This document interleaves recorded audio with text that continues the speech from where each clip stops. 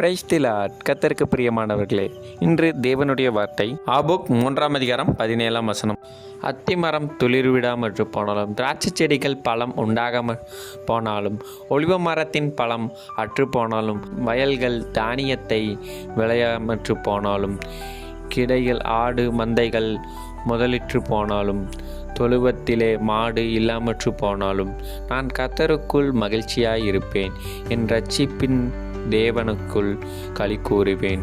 ஆண்டவராகிய கர்த்தர் என் பெலன். அவர் என் கால்களை மான்கால்களைப் போலாக்கி உயரமான ஸ்தலங்களிலே என்னை நடக்க பண்ணுவார். ஆம் பிரியமானவர்களே, நம்மளுக்கு சோதனை வரும் பொழுது நம்மில் எத்தனை பேர் கடவுளை தூசிக்கின்றோம். கடவுள் எனக்கு ஏன் இந்த சோதனையை கொடுத்தார் என்று சொல்கிறோம். இல்லை மக்களே, சோதனை செய்பவர் அல்ல கடவுள். நம்மை பாடம் எடுக்க வல்லவராக நல்லவராக இருக்கிறார். ஒன்றுக்கும் உதவாதவன், ஒரு பைசாவுக்கும் ஆகாதவன் என்று உங்களை கூறலாம். அதல்ல பிரியமானவர்களே, நாம் ஆராதிக்கிற தெய்வம் சாதாரணமான தெய்வம் அல்லங்க. யெகோவா தேவன் என்ற நாமத்தை உடையவர், நம் தேவைகளை சந்திப்பவர். சில சமயம் காலம் தாமதிக்கும். அவருடைய வார்த்தை நிறைவேறுவதற்கு பல வருடங்கள் ஆகலாம். நாம் வறுமையில் வாடலாம். அதல்ல பிரியமானவர்களே, இந்த வார்த்தையை பிடித்து கொண்டு விசுவாசத்துடன் நாம் ஜெபிக்கும் பொழுது பிறர் பிரமிக்கத்தக்கதாய் நம்மளை அவர் உயர்த்த வல்லவராயிருக்கிறார். ஆமென்.